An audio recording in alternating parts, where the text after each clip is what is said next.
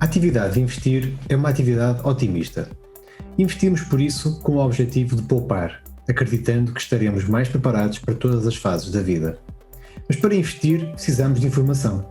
Informação pessoal, relativa ao mercado e à economia, perceber a nossa tolerância ao risco e definir as nossas preferências, como por exemplo o horizonte temporal de investimento. Com esta informação vamos conseguir tomar melhores decisões e responder melhor à pergunta como investir dinheiro. Para isso, servimos-nos do mercado financeiro, que é a nossa máquina de atualização de expectativas e o indicador avançado do mundo no futuro.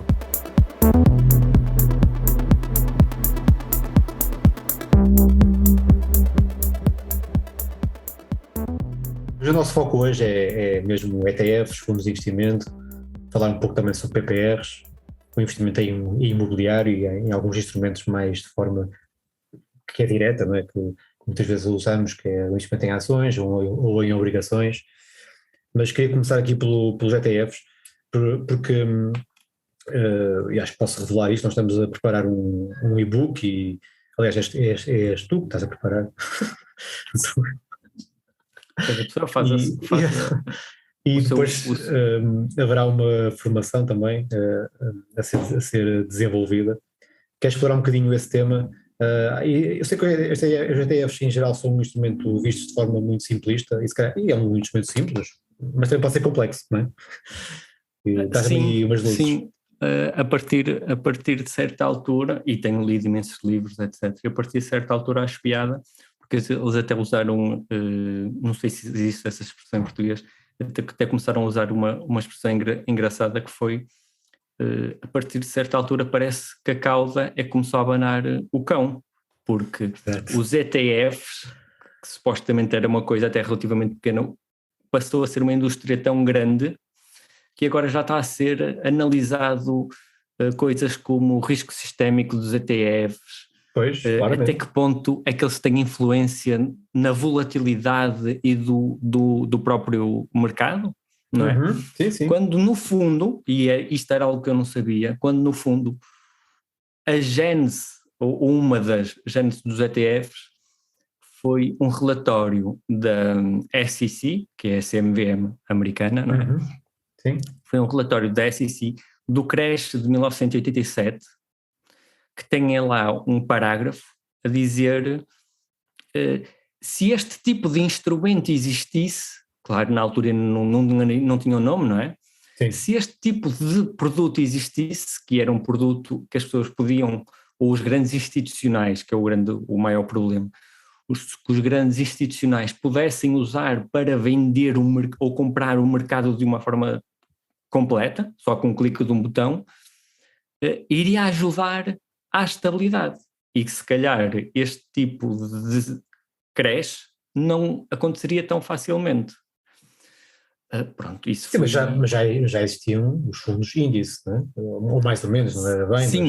Sim, mas a questão aqui não era o fundo índice, aqui era a gênese, era o comprar e vender imediato. Sim, claro. O crash foi um dia. Sim. O crash foi literalmente um dia, por isso...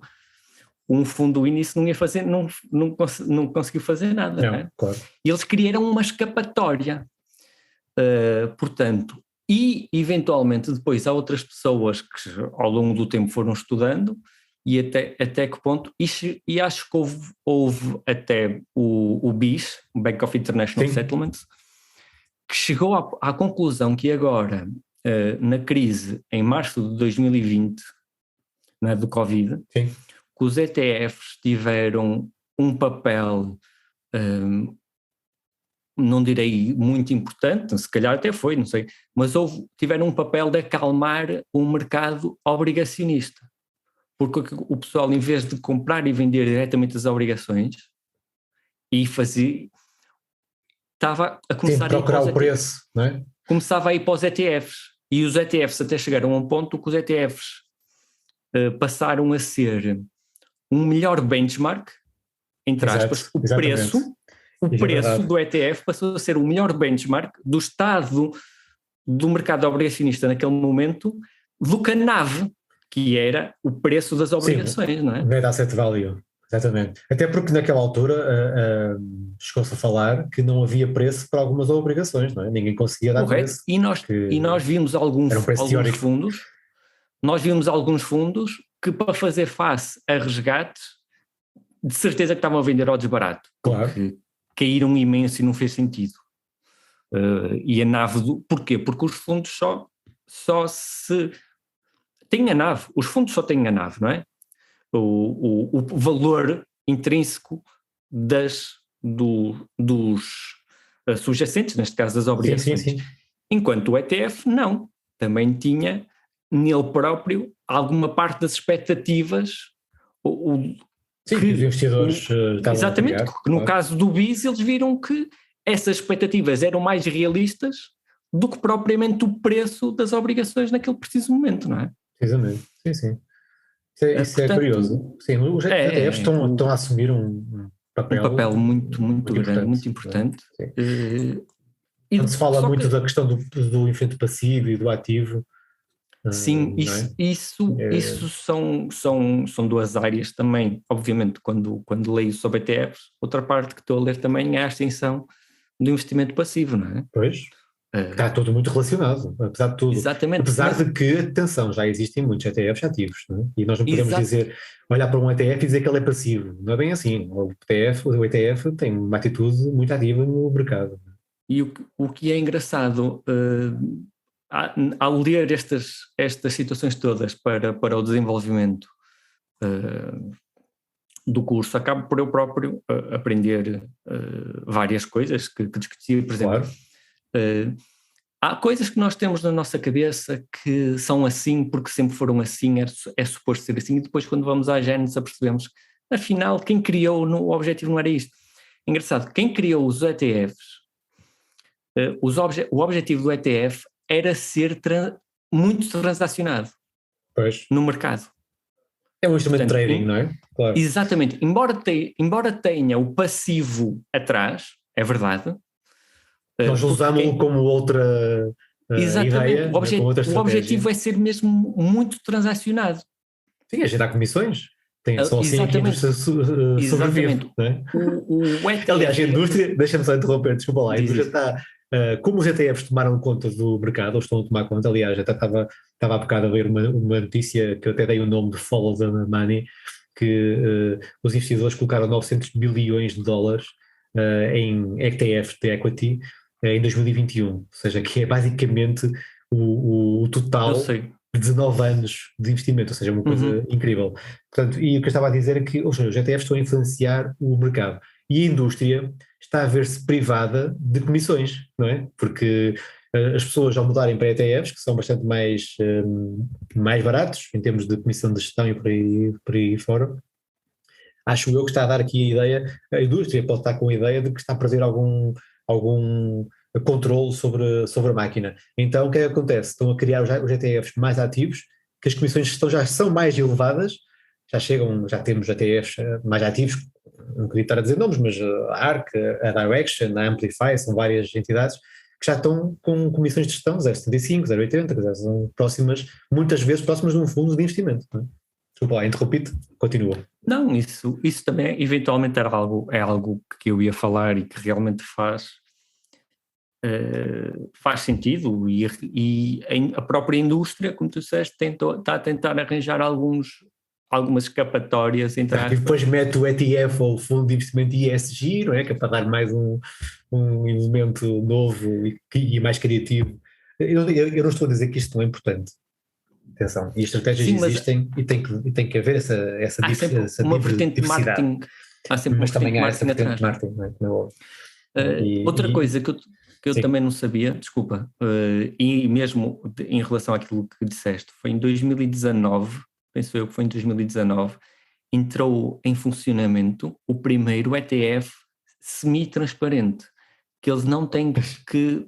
nos Estados Unidos, quer dizer, a SEC permitiu que... está a começar a permitir que haja ETFs semi-transparentes, que eles não têm que, por causa da situação dos ativos, dos ETFs ativos principalmente, não é? Uma das razões pela qual não havia mais adoção de ETFs por parte de algumas casas gestoras era todos os dias terem que dizer os ativos que têm. Claro. Isso, não é? Sim, tem que ser.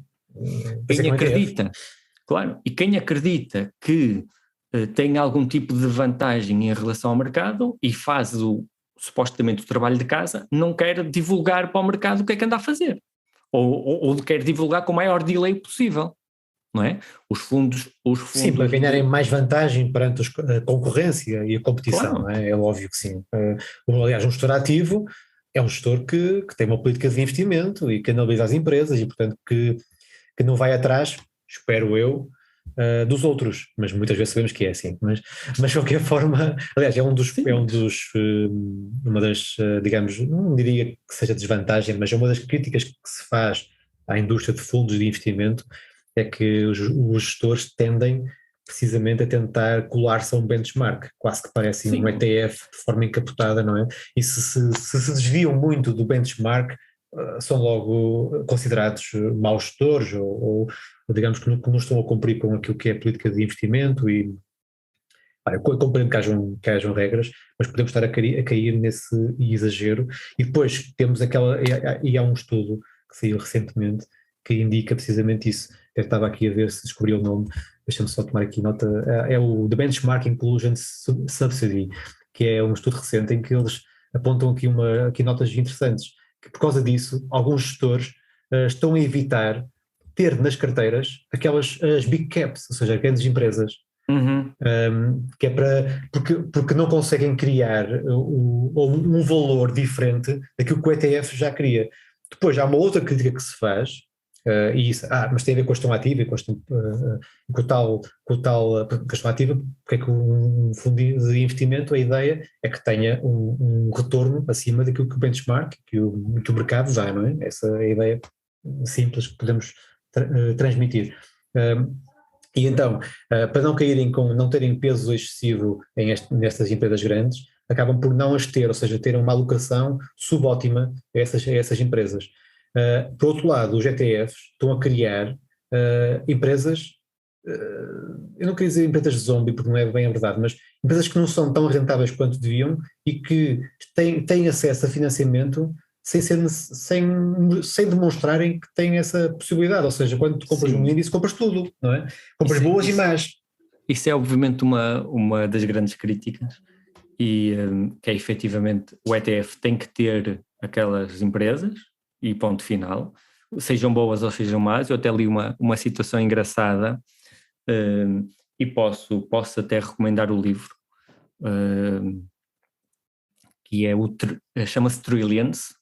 É um livro que até te recomendo que tu leias e fez-me lembrar outro livro que eu já li há muitos anos, que eu considero, nota-se mesmo que quem está por trás daquilo são jornalistas, porque há alguns livros que tu notas que são jornalistas, não são pessoas académicas, porque, não sei, tem uma forma de contar, primeiro tem uma quantidade de fontes enormes, que muitas vezes não são artigos académicos. Por outra forma, tem uma forma, pelo menos para mim, agradável de contar histórias. Exato, sim. Não é? Parece que não estão simplesmente a debitar factos, estão a contar uma história, um bocado tipo Michael Lewis, estás a ver? Sim, sim. E não, mas o Trillions, por acaso, é um livro que eu já o acabei, achei interessantíssimo, e lá ele conta algumas histórias, e uma das histórias foi de duas empresas, mas podia ter sido só uma, mas por acaso foram duas empresas que estavam em grande declínio em termos como empresas, não é? Mas a política da empresa mantiveram os dividendos altos. Claro. E quanto mais o preço da empresa, da ação caía, mais o dividend yield subia. Claro, sim. Porque o dividend yield, mesmo que, para quem nos está a ouvir, mesmo que o dividendo se mantenha igual, o dividend yield é um rácio. Sim. Ou seja, se o preço da ação desce, o dividendo passa a ser uma maior percentagem do valor da ação. Da empresa, claro. E o que aconteceu? Um ETF, acho que até era da iShares, aqueles de dividendos que muita gente adora, não é? Sim, distribuição, sim. E agora até o beta, o Smart Beta está um bocado na moda, não é? Ou teve, mas está ainda um bocado. Sim, sim. Mas de facto, esse ETF de dividend qualquer coisa, de empresas que pagam altos sim, de altos dividendos, quase um aristocratas, não é? Acho que... Exatamente, até existe alguns existe que é esse, dividendos aristocratas. E de facto eles continuavam cada vez mais a comprar a ação, porque o dividend yield estava a subir. Claro. E eles fazia parte da carteira. O peso no ETF continuava e no índice, a provavelmente, crescer. que é para seguir o índice. Sim, isso é outra situação que também, por acaso já não sei se li no Trillion, se foi noutro livro que estou a ler, mas é capaz de ter sido no Trillion, que ele no final tem 2 ou 3 capítulos que eu achei muito interessantes, que foram críticas ao mundo, ao que os ETFs está a trazerem ao mundo, e um deles é isso, seguir o índice. Mas nós sabemos que há índices que foram construídos para terem ETFs. Claro, portanto, cada vez mais. Exatamente. Não, ridículo, não tens noção. Eu quando li o número, eu tive que ir ver a fonte onde é que ele foi buscar, tive que ir ver 3 milhões de índices. Ridículo mesmo. Há tipo 40 mil empresas. Há tipo 40 mil empresas e 3 milhões de índices. 3 milhões de índices. Há índices para todos os gostos, para tendências, para indústrias, subsetores, setores, não é? Nós podemos estender regiões, sub-regiões, continentes. E não é só isso. Nós sabemos, por exemplo, pegas num pequenas, ETF. médias, grandes, big caps. Claro. Não. Eu, quando vais ao site da MSCI ver alguns índices, vês, nota-se, há o índice em moeda local, há o índice em euro, sim, o índice em dólar, não é? Quer dizer, e estes ainda fazem sentido, mas de qualquer das formas isto vai tudo para o... Sim, depois também há o MSCI All World, não é? Ou só o World sem emergentes, ou só não sei o quê, ou sem o US, ou sem a Europa, sim, ou sem... mas por cada índice que existe, existem 10 variações. Claro. Porque existe o growth, existe o net. Sim, sim. Assim, mais oferta, mais... sim, mais oferta não é mau, não é? Eu considero que ter mais possibilidades de onde investir o nosso dinheiro, acho que é importante.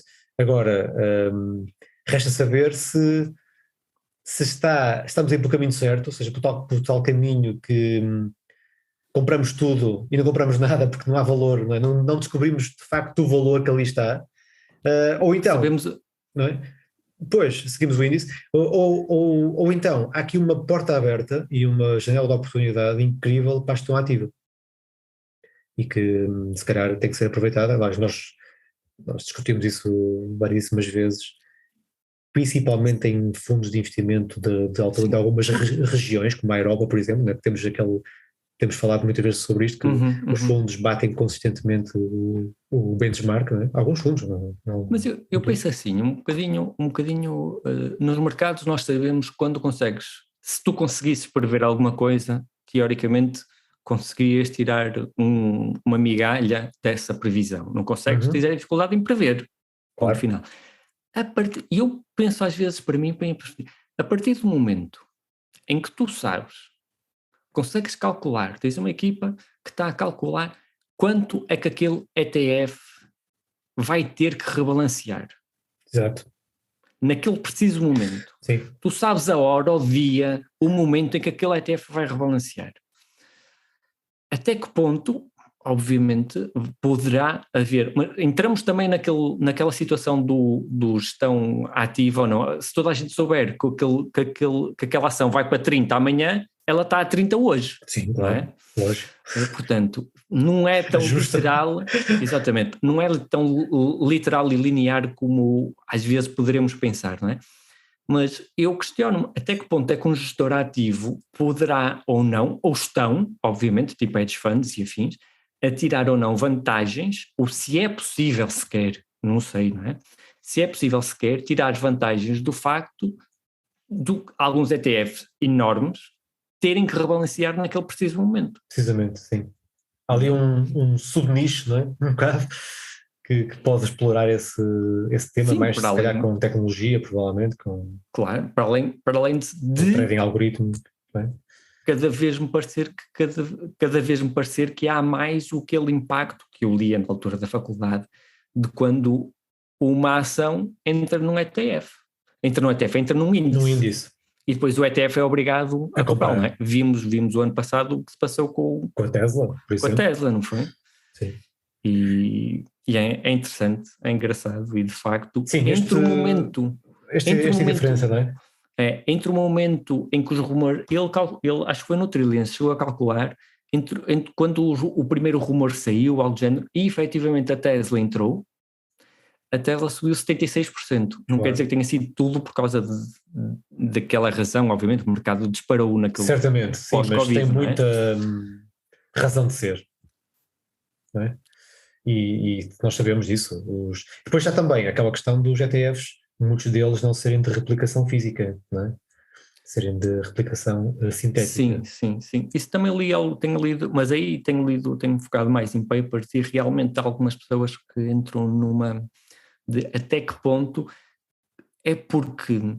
Até que ponto é que os ETFs de replicação sintética são perigosos, entre aspas, ou a ideia que temos, porque outra parte, muita gente, exatamente, muita gente, pelos derivados que tem que estar muita gente foi esmiuçar isso, porque o mercado de ETFs sintéticos europeu, principalmente nos Estados Unidos, é quase inexistente. Sim.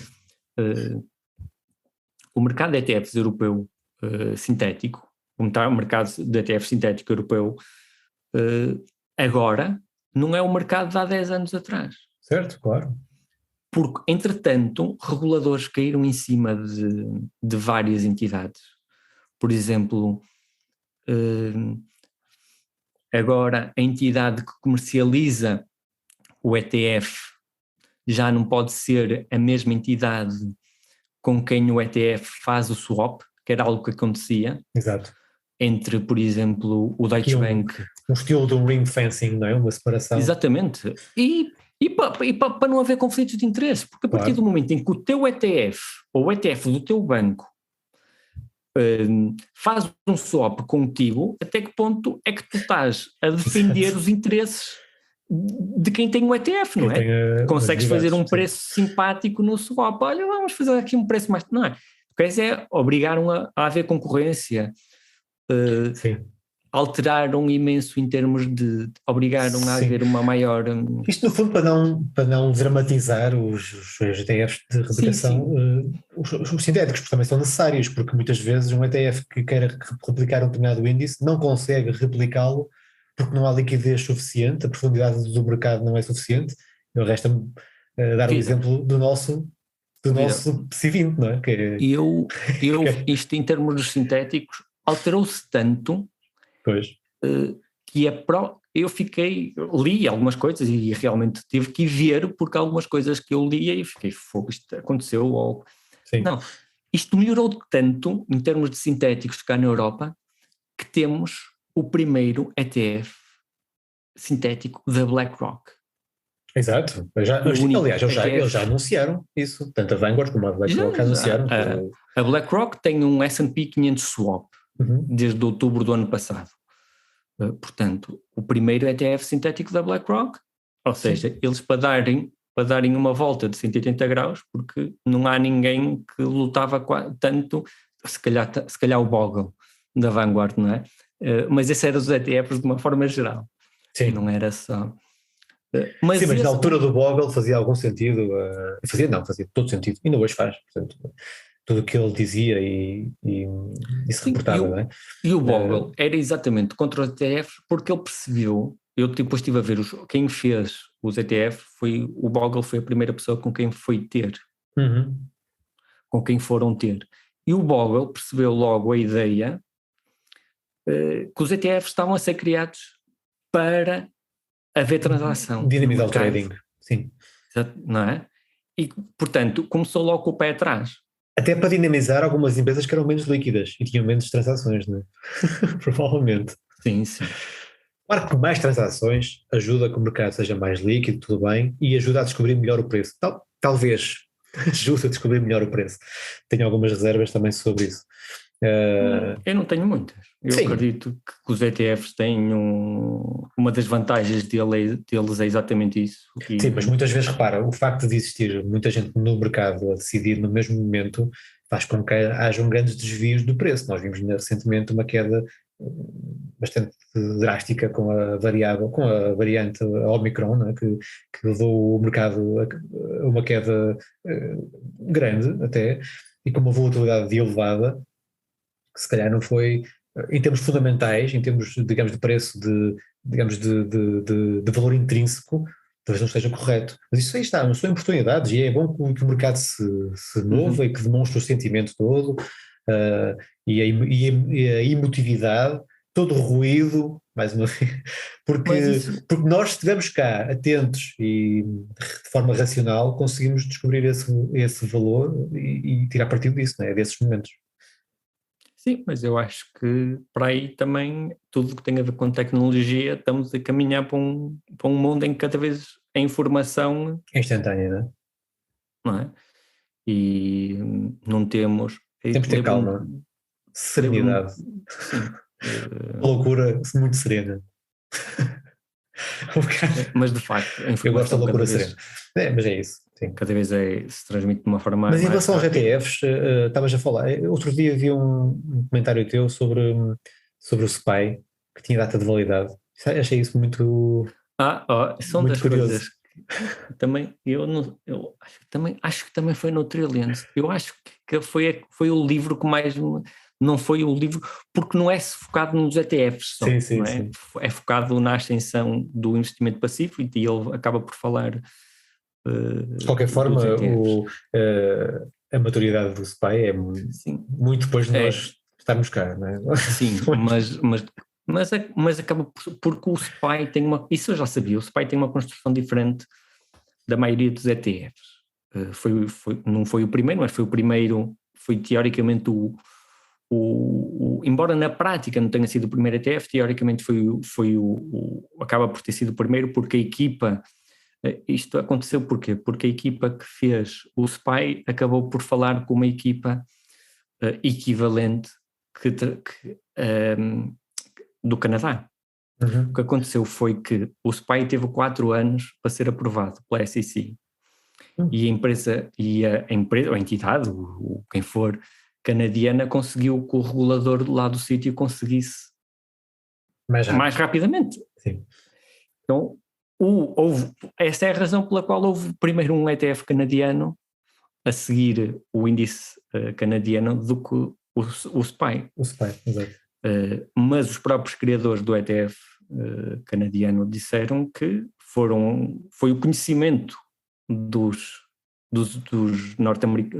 americanos, dos Estados Unidos, que realmente lhes trouxe o conhecimento e como fazer aquilo. Eles simplesmente conseguiram passar pelo regulador mais rapidamente. Mais rapidamente, sim. Foram mais eficientes. Olha, tu falaste outro dia num artigo que lançaste no teu blog sobre os ETFs e uma situação que tem muito a ver com os ETFs de commodities, que têm um problema técnico. E eu acho que importa nós conversarmos um pouco sobre isso. Isso é outra das grandes. Aliás, e que podemos fazer a ponte até para um ETF recente, que é o ETF de Bitcoin, o BITO, não é? BITO, acho que é assim que se chama, que também sofrerá desse efeito técnico. Queres, assim, de forma muito simples, abordar aqui um bocadinho isso? O que acontece como em muitas coisas no mundo, não é? Algo é inventado com um objetivo e depois as pessoas arranjam forma de dar um bocado a volta, não é? Daí os ETFs alavancados e inversos. E aqui o que acontece... Baseado em dívida, não é? Exatamente. Aqui o que acontece é... e tem quando o ETF...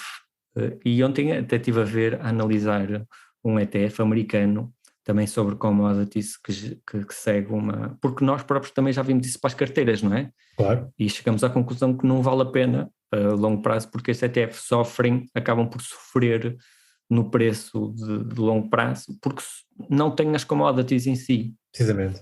Têm futuros sobre as commodities. E o mercado de futuros tem outras características que o mercado spot não tem.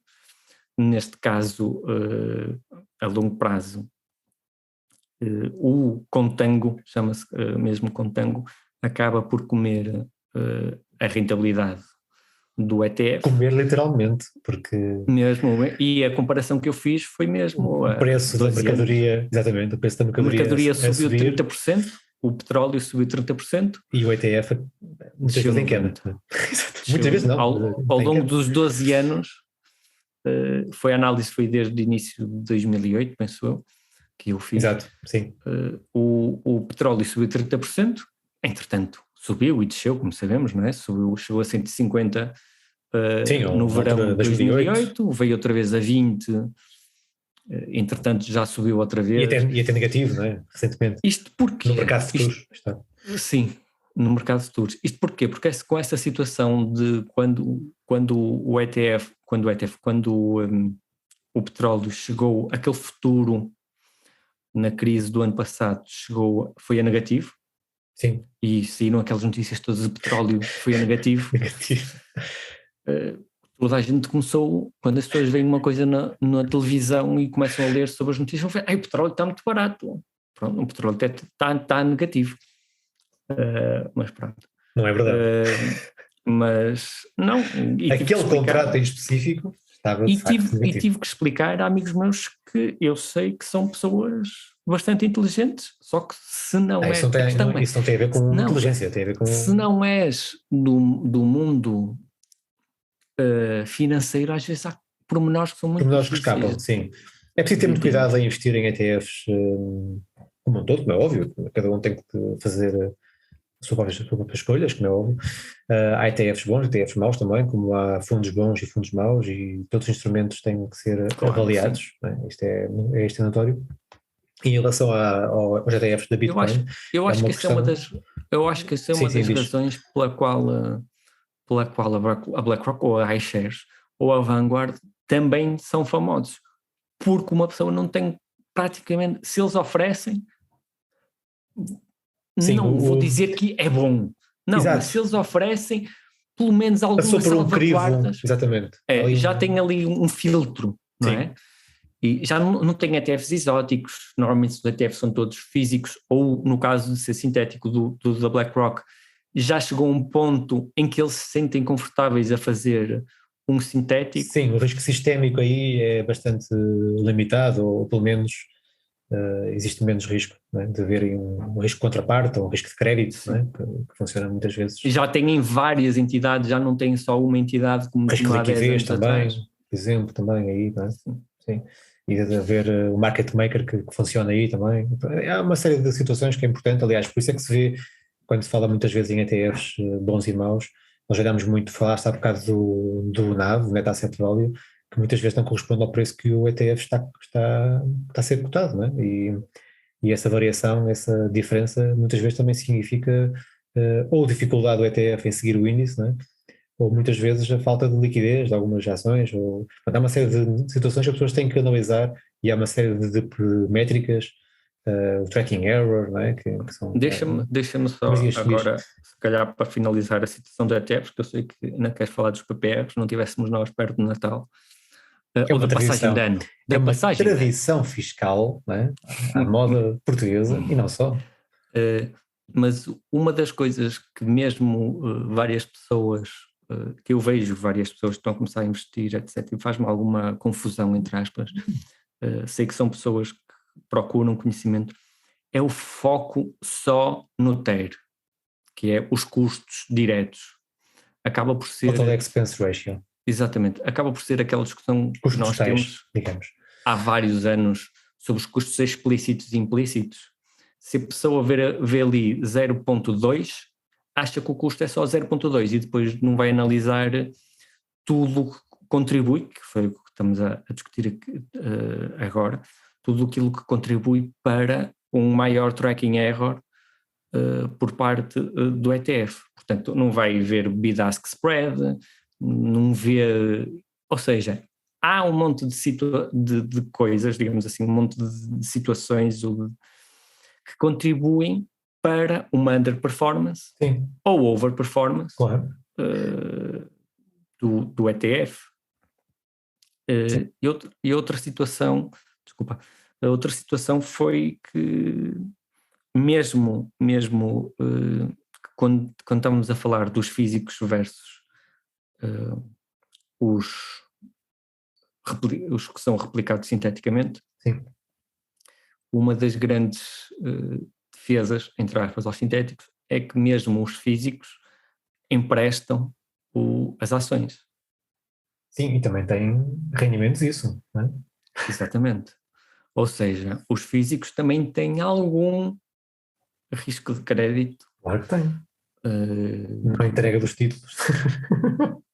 Obviamente, embora eu entretanto fui ao site da iShares e eram eles tinham, alguns ETFs tinham 110% falta-me agora a palavra, do colateral Exato. dos créditos. Portanto, já a BlackRock está a fazer aquele desconto em caso de situação, se calhar, de stress ou o que for. Exatamente. Pelo menos queremos que 100, portanto, já há um haircut por natureza. Mas sim, mas é isso. Temos que explorar bem essas situações e tu queres fugir um bocadinho ao tema das bitcoins, mas o novo ETF de bitcoins, que é sempre um tema muito interessante. Sim, também tem vantagens, não é? Como é óbvio, não é só desvantagens, apesar de acreditar que se calhar é melhor para quem quiser estar exposto a criptos, provavelmente estará melhor servido se for diretamente, porque o ETF tem esses problemas técnicos como contém, porque este ETF de bitcoins investe em futuros. Portanto, tem esse eu imagino problema. o que estás a falar. Mas de qualquer forma, é uma vantagem, não é? Porque os investidores não têm que se preocupar com a segurança de ter bitcoins, não é? Porque há aquela situação de roubos, não é? De desvios, não é? Ou seja, é uma vantagem quem não quiser passar por esse processo de ter que se inscrever numa bolsa que não é regulada também, não estou a encontrar para transacionar. Portanto, o ETF tem essa vantagem das pessoas poderem investir e ganharem alguma exposição à Bitcoin. Também podem ganhar exposição via queda, não é? Podem vender aquilo que nós dizemos de shortar Bitcoins, não é? Através do ETF. Pronto, é essa a situação, mas de qualquer forma está muito relacionado com isso. Coisa que, por exemplo, os ETFs de ouro não sofrem, ou melhor, de metais, alguns, não é? Nem todos. Por exemplo, o GLD, não é? Que é um dos grandes instrumentos, um ETF que investe em ouro, investe de facto na matéria-prima, quer dizer, no ouro, não é? Portanto, tem mesmo ouro.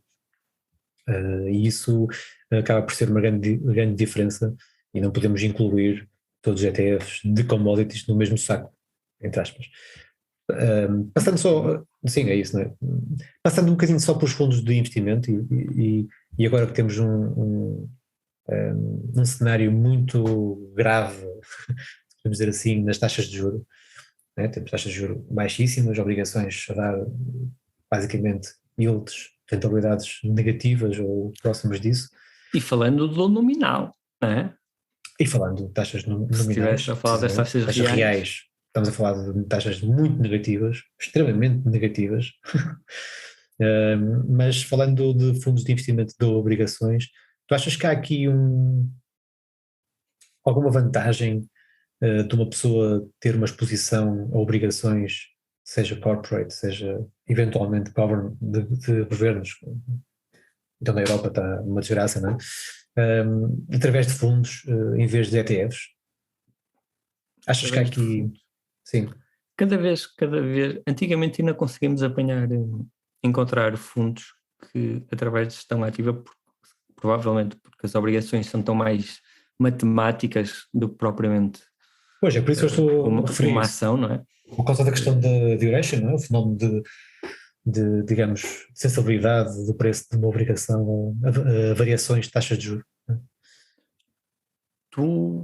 Tu antigamente até conseguias encontrar alguns fundos que conseguiam ter uma melhor performance que o benchmark e que os ETFs rivais. Mas não achas que no futuro próximo, por exemplo, repara, vais ter no futuro próximo, se a inflação se de facto vier a confirmar como prolongada e se calhar vamos ter inflação por mais algum tempo, por bastante tempo. Pronto, se calhar não quase nos 7, mas se ela baixar para os 4, de qualquer das formas está já acima. é acima daquilo que é o normal dos últimos 30 anos, não é? Tivemos uma volatilidade da inflação muito, muito baixa. Outro dia vi um gráfico da volatilidade entre 1925 e 1990, a volatilidade da inflação chegava aos 4,5, 5.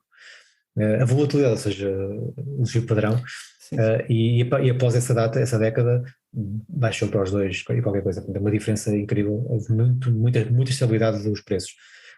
E portanto, se tivermos a inflação de facto acima das expectativas, ou acima daquilo que é o normal, ou que nós achávamos que era o normal, né? Isto se calhar daqui a um tempo. O que era pretendido pelos bancos centrais, digamos assim. Precisamente. Vamos ter, certamente, isto é mais lógico, não quer dizer que vai acontecer, né? Já temos que ter consciência disso. Podemos ter subido as taxas de juros. Taxas de juros, isso quer dizer o quê? Que as taxas de juros de longo prazo estão muito baixas. Se os bancos centrais sobem taxas de juros, haverá um impacto automático no preço das obrigações. Não é? Nós temos uns exemplos das obrigações a 100 anos, ou até quase perpétuas, por exemplo, da Áustria. No outro dia vi um gráfico também da obrigação que chegou a estar cotada a 200 e tal %, não estou em erro, e de repente está em 100 e tal, ou seja, há uma grande, por causa da maturidade, há uma grande sensibilidade, o tal fator que falávamos há pouco. E quanto maior a maturidade, maior a sensibilidade, e portanto… Para quem não sabe. Exatamente. E os fundos têm essa capacidade de, através de futuros, e está mais uma vez de derivados, de contornar esse problema da duration, vendendo futuros, né? Vendendo, por exemplo, futuros, para baixar a duration de forma artificial, e portanto o fundo fica mais protegido perante isso. E daí a minha questão, que se calhar pode fazer algum sentido no futuro próximo, né? Estar mais exposto a fundos de obrigações, de propriamente ETFs. A minha previsão é esta: vai haver fundos que vão conseguir bater os ETFs. Provavelmente vão haver fundos. Provavelmente não. Sim, vai haver fundos que vão conseguir bater os ETFs. E outros não vai vão haver conseguir. Fundos que não conseguem. E tu não vais conseguir descobrir quais são os fundos que batem os ETFs. Sim, não vamos poder fazer fund picking, não é? É, isso, fund picking, já fiz há alguns anos e acabei por desistir. Embora, pronto, se calhar ao longo destes anos todos temos aqueles fundos, acabamos por um bocado, não pelo bom fund picking, mas um bocado pelo um pouco de survivorship bias. Exato. Acabamos por, os próprios fundos que nós seguíamos há 10 anos atrás, embora 70% auto-eliminou-se, e aqueles 30% que ficaram continuam a ser fundos ótimos. E é verdade, foi o que nós dissemos. É muito importante, estás a dizer, é muito importante mesmo. A maior parte dos fundos que existiam há 20, 30 anos já não existem hoje. Ou existem e nem sequer passam um mínimo de screening de um bom fundo, não é? Sim. Tu olhas para muitos fundos e dizes, este fundo, eu não sei como é que eu achava que este fundo era bom. Pronto, porque eventualmente o gestor fez algo que, entretanto, esses 30 que ficaram, que se calhar nem são 30, eu se calhar diria mais 20, sim. Mas acabaram por ficar, mas lá está, isso acabou por criar a minha visão de fundos no mercado europeu acionista, que eu não percebo. É que desses 20%, digamos assim, desses 20%, eu se calhar diria que a maioria, ou pelo menos metade desses 20%, são fundos acionistas europeus que continuaram a bater o índice e continuam a bater o índice este tempo de… Claro. Pelo menos…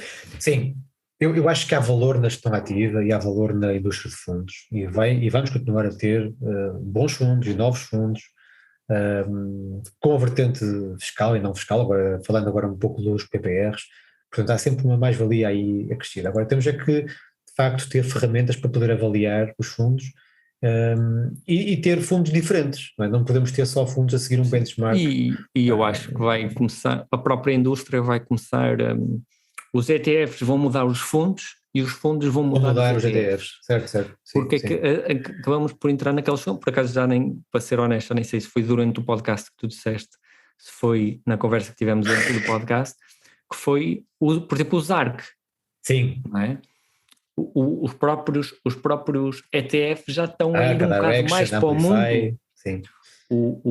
Os ETFs estão a ir um bocado para o mundo dos fundos e os fundos que provavelmente Sim. também, não é? Pelo menos o que temos visto, uma diminuição do custo anual dos fundos de gestão, não é? Dos fundos dos custos de gestão, e essa diminuição vem muito porque Portanto, isto causa dos tudo ETFs, beneficia, exatamente, isto tudo beneficia quem? Os investidores. Né? Nós temos que ter consciência disso. E as pessoas têm que saber que um fundo de investimento ou um ETF são instrumentos muito diversificados e bons para fazer uma carteira de longo prazo e que seja de acordo com aquilo que são os objetivos, portanto, tudo aquelas situações que nós referimos sempre, um plano a longo prazo, que é muito, muito importante, até pelo efeito fiscal. E aqui passando a bola já para os PPRs, que é uma tradição de Natal não, disseste bem há bocado, de fim de ano, porque de facto tem a ver com o ano civil. Exatamente. Os PPRs, nós tivemos anos em que PPRs, nós nunca ligamos, tu ainda há bocado disseste que não és muito apoiante dos PPRs. Mas eu acho que isso não ficou gravado. Mas está agora gravado. Pré-podcast. Mas sim, continua, não é continuas com a mesma opinião. Eu acho que PPRs são um instrumento importantíssimo. Nós temos noutros países outros exemplos que não se chamam PPRs, não é óbvio, tem outro nome. Nós precisamos de uma indústria muito desenvolvida a este nível e nós, felizmente, nos últimos anos temos tido o aparecimento de novos PPRs, novas estruturas, muito mais profissionais, muito mais bem geridas, com melhores performances, mais baratas em termos de custos também, e isso é notório. Temos vários exemplos, sem dar nomes, sabemos que existem esses exemplos. Agora, resta saber se fazem parte de uma carteira que nós desenhamos para uma carteira de longo prazo. Eu diria que sim. E se faz sentido numa ótica também de reforço, não diria sempre, não é? Mas periódico, de longo prazo. Porquê? Porque as características de benefício são enormes em termos fiscais. Não é? Eu nem vou contar com o benefício do ano, que é aquilo que leva as pessoas a subscreverem o PPR no fim de cada ano. É o benefício de terem a dedução fiscal no ano de entrega do IRS. Eu acho que essa aí nem sequer vou referir, porque muita gente já não tem acesso a essa, porque tem uma limitação. Mas o resto, a longo prazo, de facto, o benefício de passar de uma taxa de tributação de 28% sobre mais-valias para o 8% é um benefício grande. E no longo prazo tem muito impacto, não é? Sim. Houve várias pessoas que fizeram estudos e realmente chegou-se à conclusão que se calhar a 8 anos, entre 8 a 10 anos, tem que ter sempre algum tipo de assumir certas coisas, como a rentabilidade vai ser X, claro, etc, sempre uns pressupostos para fazer uma comparação que seja minimamente realista. E a conclusão a que se chegou, que se calhar entre os 8 e os 10 anos, sim, é capaz de valer a pena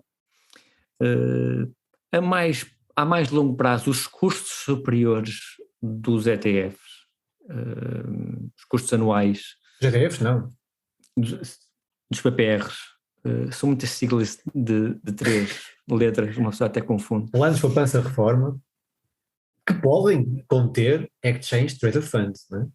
Sim, e tivemos até a situação, e referes no teu artigo, temos até a situação já de PPRs só de ETFs. Sim, é verdade. Portanto, pelo menos eu sinto que isso já seja uma pequena evolução. Sem dúvida. Mas efetivamente os custos que depois de gerir um PPR acabam por diminuir um pouco e a luta. O benefício fiscal. Exatamente. Quer dizer, mas repara, se eu percebo o que é que queres dizer, mas se o reforço for periódico e anual, não é? Esse benefício acaba por ser a mais longo prazo, não é? Se tu reforçares anualmente o PPE durante muito tempo, acaba por ser a mais longo prazo, e o benefício vai-se estabelecendo, porque há aquela norma dos 2/3 entregues nos primeiros anos, portanto, eu nem vou entrar aqui por um aspecto mais técnico em termos fiscais, mas tem algum impacto. Agora, eu também acho que vamos por aí, e se calhar o preço, mesmo o custo de gestão do PPR vai acabar por diminuir, não é? Porque a concorrência vai levar a isso. É o que eu Aliás, gostaria de sim, ver. e aliás, só para finalizar, temos, ou quase a finalizar, temos o PPR europeu, que vem aí, não é? Que também faço referência nisso no artigo desta semana, que pode também, espero eu, ajudar a melhorar e a trazer mais competição e trazendo mais competição provavelmente vai trazer menores custos, porque o PPR europeu vai fazer com que as pessoas possam investir em qualquer instrumento de PPR em qualquer país Como num das fundo condições, exatamente, como e a transferir os também benefícios fiscais. benefícios fiscais, quer dizer, vamos ter aqui uma nova oportunidade para os investidores de poderem escolher um PPR. Aliás, já hoje podem, não é? As pessoas podem transferir o PPR, PPR A para PPR B, livremente. Se calhar toda a gente sabe isso, mas podem. Mesmo nos PPRs que sejam no formato de seguro. Muita gente pensa, no seguro não se pode transferir o PPR no formato de fundo. Podem transferir à vontade. Há aquela limitação, que é um custo. No caso do PPR tem capital garantido, que já são muito poucos, não é? Em que o custo de 0,5% para transferir, mas no resto, a maior parte dos PPRs não tem custo nenhum de transferência. Portanto, e é uma situação que está perfeitamente pensada já e formatada, já existe há muito tempo. E agora com esses PPRs europeus, que têm um nome muito engraçado, não é? PIRP, é assim que se chama.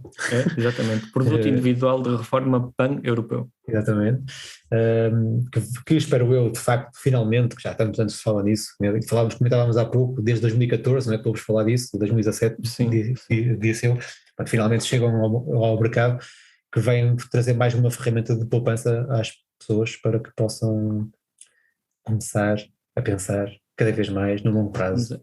Vamos a ver se quando começam a entrar aí os PPRs alemães, o pessoal aqui, os portugueses, começam a baixar o preço dos PPRs. Sim, vai trazer competição, vai trazer alguma disrupção, esta palavra é muito utilizada agora, não é?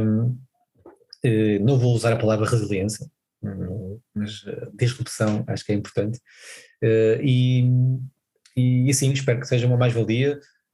Com isto, que quer dizer que as pessoas vão ficar com mais oportunidades e mesmo os próprios VPRs, reparem, e mesmo, atenção, eu não estou só contra a indústria, não é? Aliás, não estou contra a indústria de tudo, nós fazemos parte da própria indústria, portanto não podemos estar contra a indústria. Não quer dizer que concordo com tudo o que eles fazem, ou nós fazemos, digamos precisamente, assim. é óbvio. Mas o que eu estou a dizer é que alguns PPRs em Portugal que são muito bem geridos, sabes disso, conheces vários, né? Conheces alguns que são muito bem geridos e são de facto bons produtos financeiros, são digamos, não tenho nenhum medo, nem nenhum problema em dizer olha, que de facto é um PPR de jeito, entre aspas.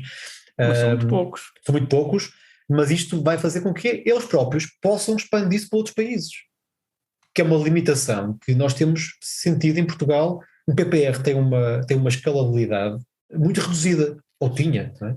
Também alguns desses PPRs de que falas, eu questiono-me até que ponto é que conseguiriam escalar para montantes gigantescos de dinheiro. Não, o PPR de ETFs conseguia. Sim, o PPR de ETF, mas aí entramos num mundo de se calhar de luta pelo mais barato, não é? Está bem, mas mesmo o outro PPR, outros PPRs que sejam bem geridos, não é? Que tenham aqui vários casos em Portugal, eu diria que 3 ou 4 PPRs que se pode dizer que são PPRs bons, de facto. Quando eu digo bons, é boa performance versus, ou seja, retorno versus risco. Sempre esta... Risco, retorno ajustado ao risco. Ao risco. Portanto, isso é importante que nós... é importante dizer isto, não é só pelo retorno que analisamos isto. Mas pronto, mas a questão é esta, que muitos desses podem ter espaço para crescer, e têm muito espaço para crescer, porque nós temos num mundo, eu não sei se estamos a dizer algo mais, mas 100 trilhões, é um valor astronómico de wealth, de riqueza, portanto existe muita coisa, e de facto os PPRs têm muito para crescer. As oportunidades que foram aproveitadas por alguns deles é que se calhar não conseguiam ter sido aproveitadas se tivessem mesmo muito dinheiro. Falo especificamente de alguns PPRs, e não foi um, nem dois, que aproveitaram a situação de comprar obrigações portuguesas. Mas essa oportunidade vai aparecer sempre noutros lados também, e com outros, claro, não aparece sempre, não é? Eu sei, oportunidades como aquelas não aparecem muitas vezes. Mas o que eu digo é que é importante haver essa escalabilidade. Eu acho que nós temos potencial, não são só os fundos ingleses e americanos que são bons, não é? Nós também temos bons gestores aqui. Nós também temos boas equipas de gestão aqui, temos boas políticas de investimento. E nós temos que perder a vergonha, entre aspas, de pegar numa boa política, num bom fundo. Porque é que não havemos de pôr para investidores alemães? Não é? Sim. E também sobre isso há um novo quadro relatório que a CMVM está a pôr para a análise, para escrutínio público, que é a gestão de ativos, o regulamento de gestão de ativos, e que vai provavelmente também fazer com que nasçam aqui novas oportunidades. Espero que finalmente todo o potencial que Portugal tem em termos de fintechs, por exemplo, que têm nascido muitas e boas, não é? Muitas, não digo muitas, algumas e boas, possa ser explorado por outras pessoas e para outros mercados. Nós temos potencial, e com isto também espero que nós consigamos alguma coisa com as nossas ideias, não é? Por isso, sim, eventualmente. E pensar aqui numa estratégia de expandir para outros mercados. Está bem? É isso. Acho que ficamos aqui com uma boa ideia sobre PPRs, fundos e ETFs. Basicamente falamos de ETFs e PPRs e a discussão entre efetivamente as vantagens fiscais do PPR e tivemos algumas ideias também que eu próprio li e aprendi. Sim, em relação aos ETFs, não é? Há muitas histórias engraçadas e de facto eu parece que tudo que tem a ver com o mundo financeiro eu adoro, mas de facto quem tem um interesse eu recomendo mesmo vivamente a leitura do Trillions. Aqui fica, pelo menos, esta recomendação que pode ser feita de forma livre e espontânea, não é? Não podemos passar pelo crivo de outras entidades. Vá, até à próxima. Até à próxima, Vitor. Tchau.